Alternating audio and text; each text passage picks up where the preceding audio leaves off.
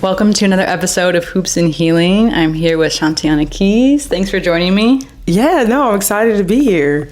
All right, so we're going to get to know you a little bit. We're going to play some games, do some segments, obviously talk WNBA. First question, why sports and pop culture? Obviously, you make a lot of content around both. What is it about those two that you're kind of drawn to? Yeah, it's so interesting. I feel like I found pop culture long before I ever found sports. I didn't start playing basketball until I was about 11 years old, so I didn't really get into sports until that point, but pop culture has always been there. Like, I've used to watch all the behind the scenes of like DVDs and learn more about the actors and all those behind the scenes segments on like MTV, behind the music, that type of stuff. And I just allowed myself to make content that I wanted to make, right? Like what things were interesting to me, and that ends up being at that intersection. Yeah, I think you do a really good job too of like blending sports with pop culture, and then even like just your pop culture content is really entertaining. And I think you're also just like very naturally funny. So well, thank you. When I come across your videos, I'm set because I know it's going to be funny or like informational in some way. Okay, thank you very much. Okay, so you work in sports media. You want to talk a little bit about how you got your start in sports media and a little bit about your journey? Yeah, it feels like a very long and winding road, and I obviously have a lot that I still want to accomplish, and you know, from when I set out. But in college, I went in like an athletic training major. I'm not sure why I did that. Like, I quickly realized I don't want to like touch people's feet and like be with them when they're sweaty and all the things. And I don't do blood. And so my sophomore year, I changed to communication or mass communication, and always knew that I wanted to do something around sports. I always knew I definitely wanted to do entertainment hosting of some sort, but it always felt like, because basketball was always there, that was the way for me to kind of get my way in the door, right? I knew Robin Roberts as an example, and she started off in sports and then transitioned and became a regular host for like GMA. Sports were just a natural next step for me in terms of broadcasting when I knew I wanted to do broadcasting. So I've done, color for the last several years, and that kind of was, the first time for me to be on air. I know you recently were at the WNBA draft, which was really cool, and I believe you said it was your first time. Yes, and I got to do that because of a program I was in, Rising Media Stars, and I got to go as media and be on the orange carpet. And like, I have videos of this where I used to cover the orange carpet from my house on the couch, talking about the outfits. And this is kind of before everybody was into the fashion elements of the WNBA. And so it felt like a full circle moment to be there on the orange carpet as it happened and see the outfits first and, be able to do a couple hits from there. So thoroughly enjoyed being there at the draft. I got to go with some of the other women in Rising Media Stars, and we just had a good old time. Yeah, shout out to Rising Media Stars and LaChina. I joined the new wave where they opened it up to everyone. Yes. So it's been exciting going to the monthly meetings and everything. Very, very cool. Weren't you part of the original? Yes, the OG class. Yes. Which full of stars. Oh my gosh. Literally with a legend, Rising Media Stars. Oh my gosh. Like that first class, obviously a very big deal, but like all the women that are in there are rock stars. And you could see from the beginning that they were so talented, and so I'm just so happy for them. I feel like so many women have come from Rising Media Stars now, just like tuning into games, and I really feel like it's all because of LaChina. I feel like she's like sports media Jesus. Yes, no, quite literally, and I will be a disciple for the rest of the time for LaChina Robinson, because I truly think she will have the most impactful coaching tree for women's broadcasting, women's sports broadcasting, especially women's basketball. Yeah. Of anybody ever. There's just no way. I mean, you just go through the line of women who are in Rising Media Stars or women that she mentored even before the program.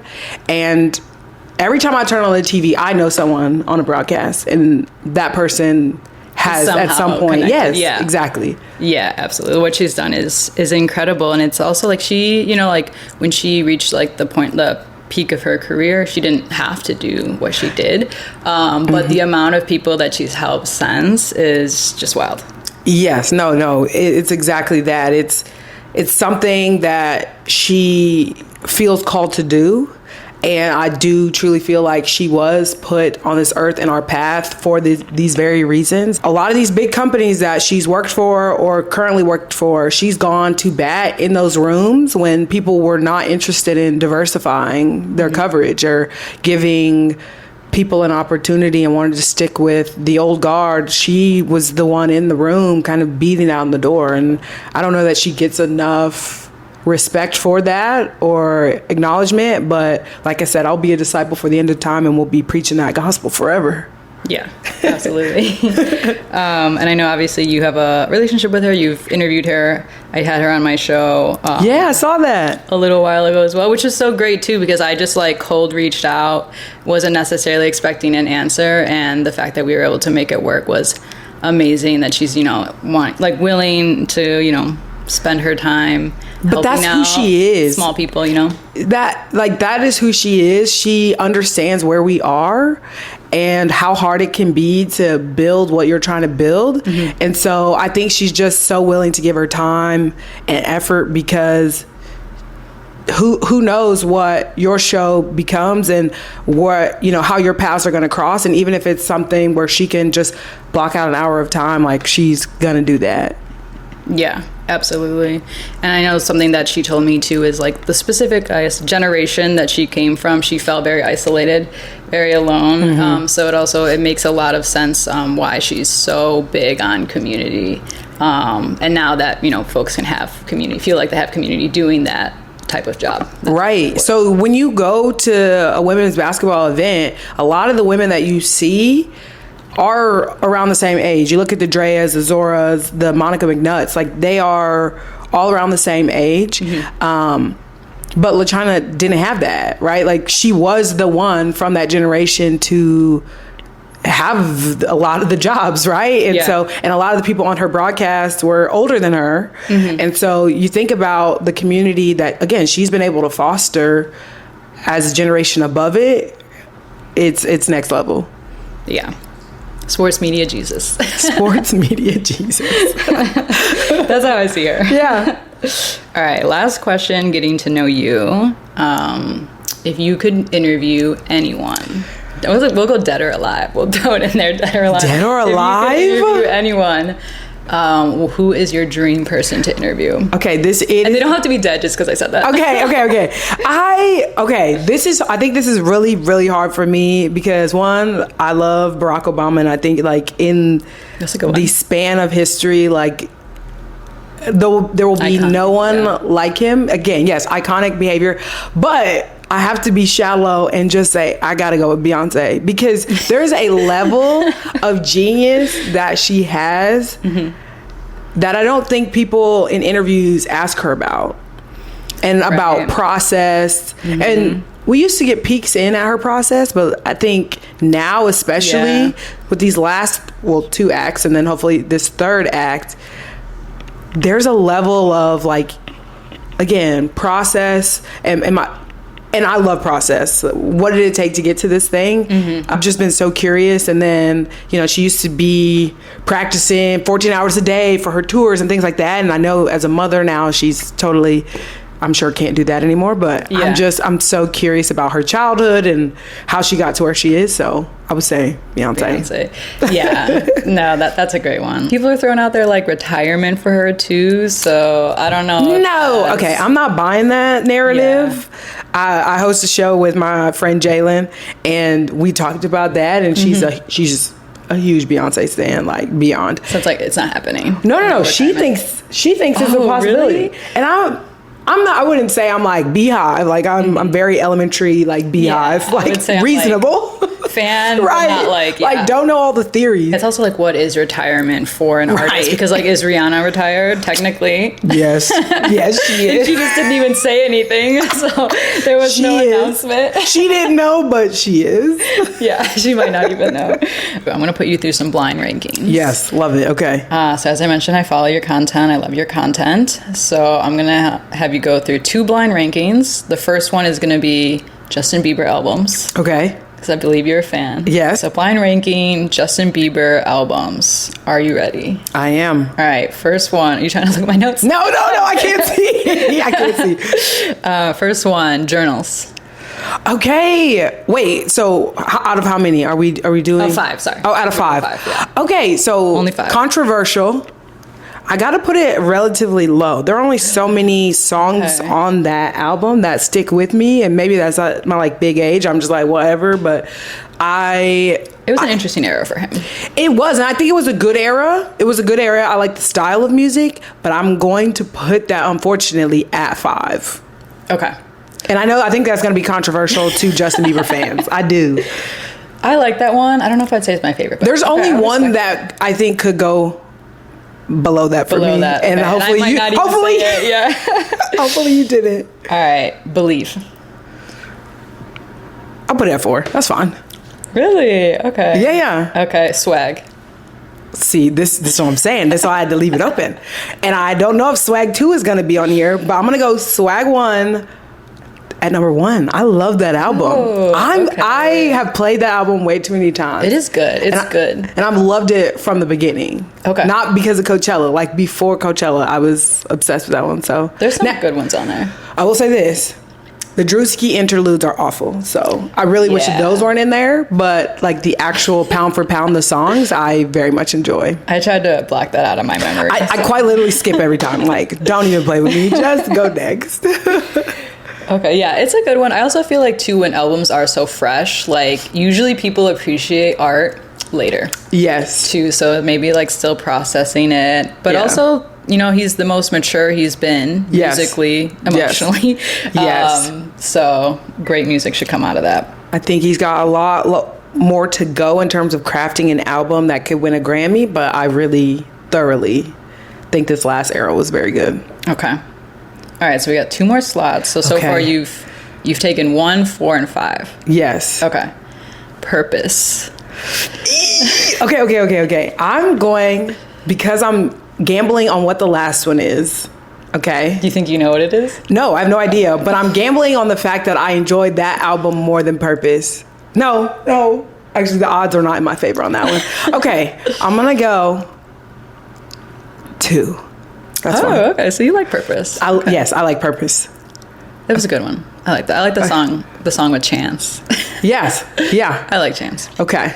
All right. Last one. Oh, yeah. Chicago. Duh. Yeah. Duh. Yeah. My World.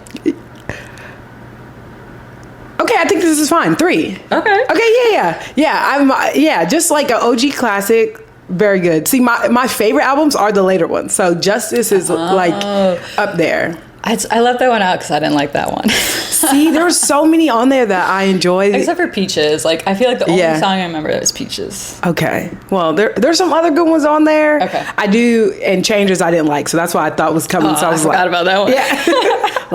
I no completely thanks. forgot. Yeah. That one. Okay. It had the orange yes. cover art, though. Okay. Yeah. Swag 1 and Swag 2, though, for me, are at the top. Swag 2, yeah. There's Speed Demon. Everything Hallelujah, which obviously became more popular recently, but yeah. The next blind ranking we're going to get into Michael B. Jordan films. Okay. Big Michael B. Jordan fan. Yeah, yes. Who is it? Beautiful. Yep. Big fan. All right, so it's me 5 films again. All right, starting Creed 3. Okay, there's one scene in that movie where he's running in all white, I think, on the bridge, and that alone makes me put it. I'm gonna go 2 because that's like rent free in your head, right? I'm gonna go 2. Let's go 2. That's fine. Okay. Black Panther. 1. Even Even though he sucks in that, like I mean, you hate his character. Oh yeah. Yeah. Well, obviously the villain. Yeah, but he's a little likable still. No, he's pretty evil. I mean, okay, in the sense of like retribution and getting after people that. Like the museum scene at the beginning, like that's enough for me to be like, okay, he's likable, but like beyond that, no, not really. He was kind of awful. I like the fighting scenes. Which probably wasn't even him. It's probably his right? double. Yeah, you're right. Yeah. Okay. Creed 2. I'll be honest with you, it's hard for me to differentiate between all of them. I'm like, how much of a fan are you? Right, exactly. Yeah, no. I'm going to go 5. Okay. I feel that's safe. Okay. Sinners. Okay, so love his work in it. Mm-hmm. So I am going to go 3. That's a hot take. But I've only seen it. No, I've only seen it one time. And I'll probably only see it maybe one more time in my lifetime because I'm just not a scary movie girl. That is not my area of fun. And I was a bit on edge. Now that I know where the like scarier parts are. The jump out scenes, yeah. I'll probably see it, but yeah. I wouldn't say it's like that scary. It's not, but I'm a scaredy cat. Okay. So that's... The jump out scenes always suck too, but more of like a psychological thriller. Yes. Yeah. Yes. I've only seen it once. Right after I was like, I need to see it again because I feel like I missed 100 things. Yeah. But I haven't yet seen it again. Yeah. No, and I just like don't know if that's a movie I'm watching at my house either. Like, I don't know. Last one, Creed 1. You're like, Creed 1, Creed 2, Creed 3. Okay, I'm fine with putting that at... Wait, is that what 4? number were we? Yeah, what number? It was 4. It was 4. Yeah, I like Michael B. Jordan, but I'm not like a huge fan, so I was like actually having to Google. Outside of Sinners and Black Panther and Creed, I was like, well, I can't do it anymore. I'll be honest with you, like, as much of a fan as I am of him, it's not like I've seen his movies. Like Fruitvale Station, I've seen one time and I'll never see that again. Yeah, his career is interesting too, because I feel like it seems like he's been around a lot the last few years, but actually he was working for a long time before as a people kid knew who he was. Yeah, he was in Hardball, I think, if I'm not messing that up. And that was when he was like quite literally, I would think, elementary school. And then he was in Friday Night Lights as a teenager. Like he's been kind of everywhere. Yeah. And I think with Creed, that also was like huge blockbuster movie. 100%. Made him a blockbuster star. I only saw the first one, to be honest. So that's why I was like, when I was trying to figure out which ones to include, I was like, oh, there's 3 Creeds. Right. I'll just do all 3. You're like, and she's going to give me a recommendation of which one. Which one? Preparation for this. Complete. 1, 2, 3, check. I'm just going to call this Draft Your Starting 5. But it's not like teams or players or anything. It's pop culture related. Ooh. So I'm trying to get your mixture going. Okay, so draft your starting 5, top 5 celebrity couples all time. All time. Well, okay, I'm gonna, because it's all time, they need Dead or alive, no. Right. They still need to be together or have because you know what? They could be broken up.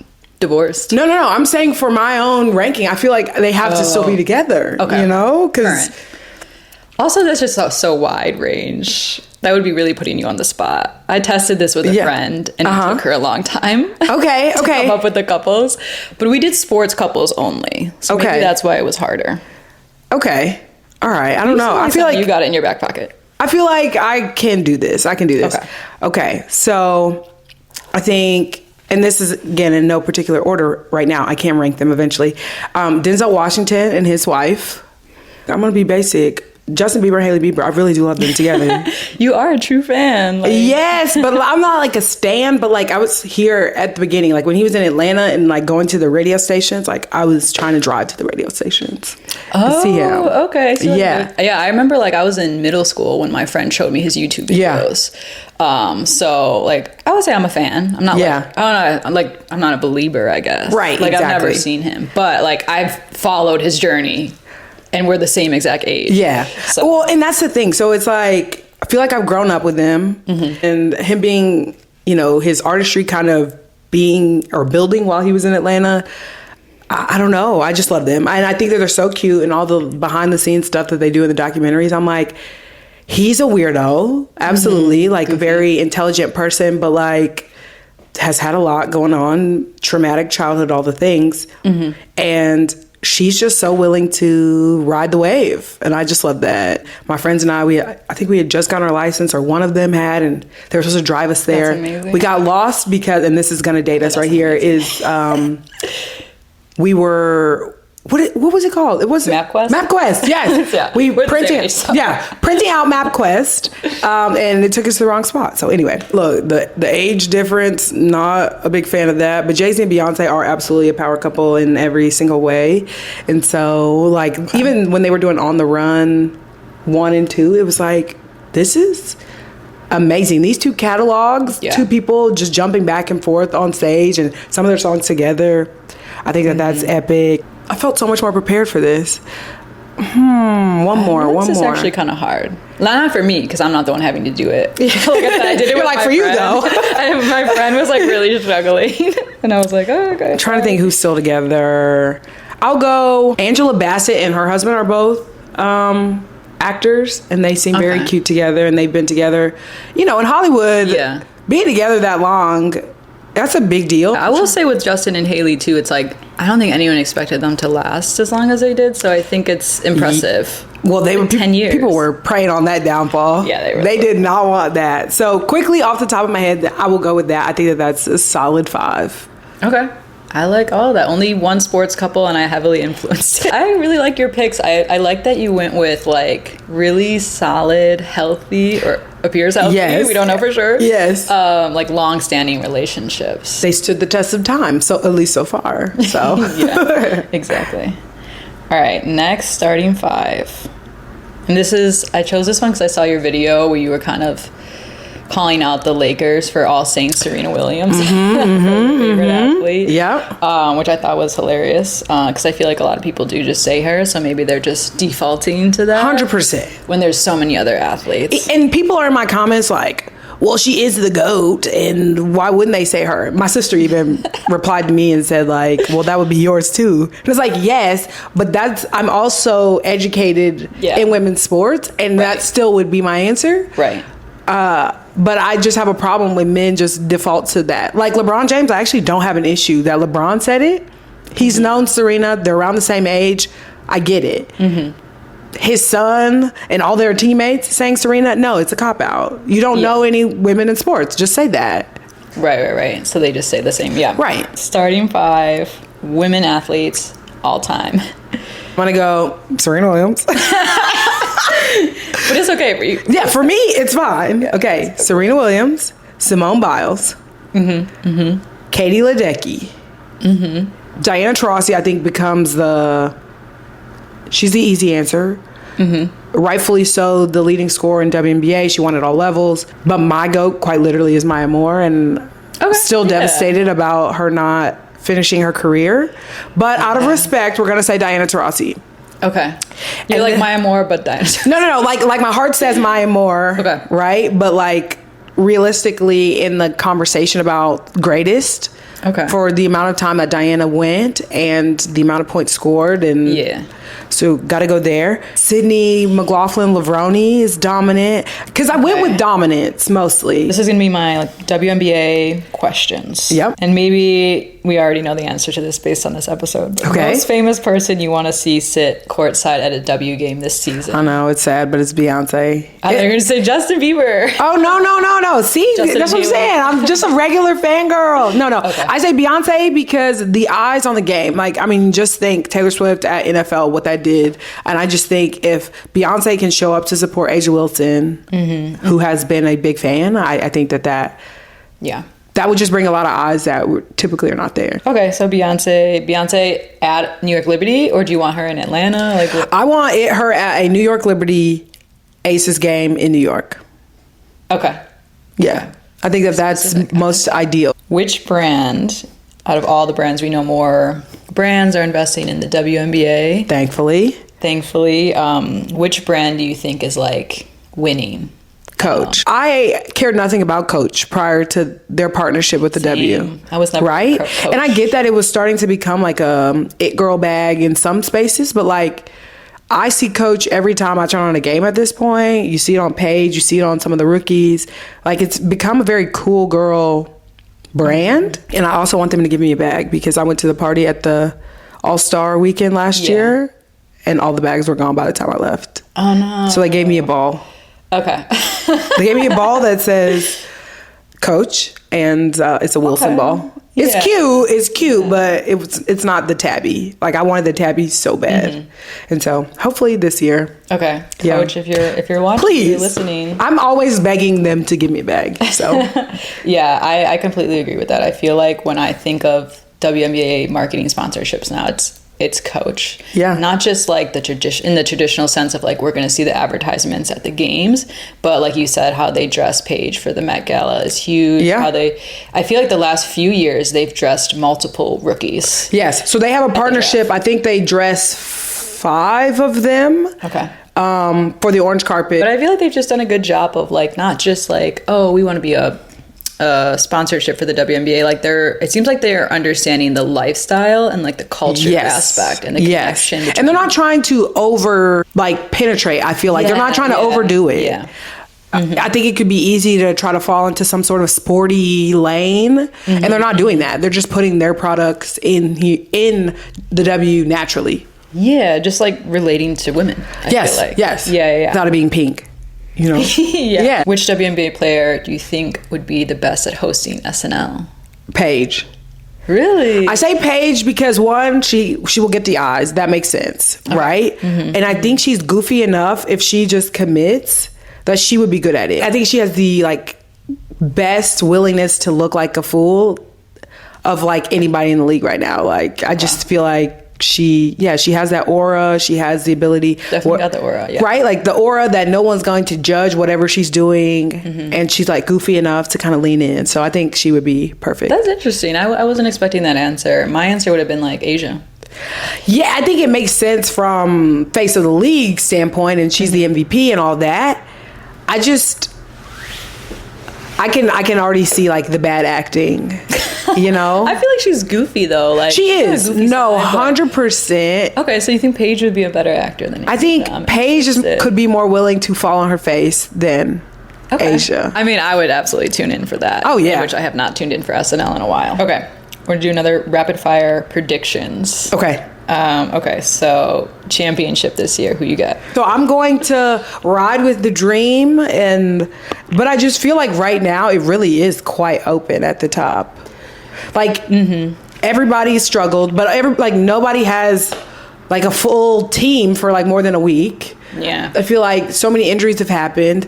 Yeah. So I'm going to go Atlanta Dream, but I obviously know we could falter. I got the dream too. But anybody right now, well, not anybody. Let's be serious. Yeah. But the heavy hitters that we're talking about, any of them could take it. Yeah, I think it's very, very open, more open than it's been in past years. Yes. And just everything going on with the league growing and trades and expansion. Right. It's just kind of very... Dallas looked amazing for a little while there. And then they had that bump in the road, right? I think New York hasn't had their full firepower. They've looked decent, but they haven't had everyone. So who knows what they're going to look like. Taken down a couple times. Right. Aces have fallen, right? So yes, you're talking about a series. Mm-hmm. So can they win that many times out of 5? Depends on who's healthy at the end of the year. Mm-hmm. And obviously Indiana looks great too. You just don't know. Yeah, and I feel the first half, what we've seen past years, the first half of the W season, completely different the second half. Yeah. So it's after All-Star, right.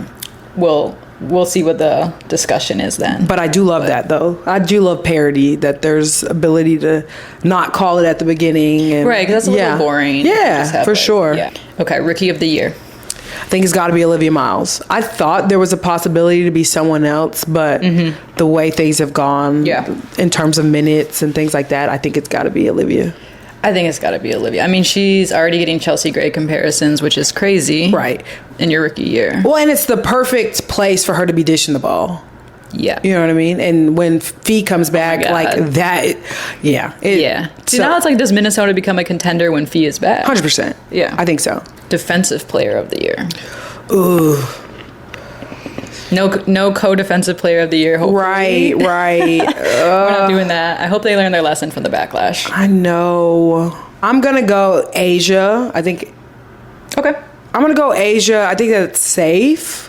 I don't know that she'll win it, but I think that's safe. I mean, she very well could. Right, but...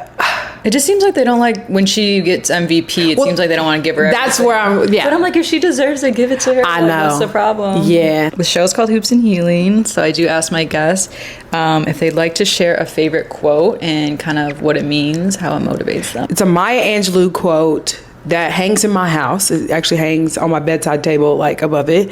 And it's, my goal in life is not merely to survive, but to thrive, and to do so with some passion, some compassion, some humor, and some style.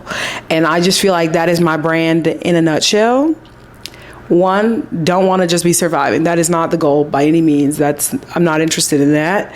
And I want to do so with all those things. I want to laugh. I want to be compassionate to people. I want to be passionate about what I do. And of course, I want to have a little style. And you got the humor part down as well. Thanks. I do laugh a lot. And I crack myself up. I don't know if that means much, but... I think it's underrated skill being able to make yourself laugh. Yeah. Like, you just remember something that you said that was funny. Oh my gosh. Like, cracking hilarious. up all the time. No, you need a good laugh every day. Like I think that's a way to live for sure. Yeah. Awesome. Okay. Well, thank you so much for coming. Yeah, no, I had a good time. Hoops and healing.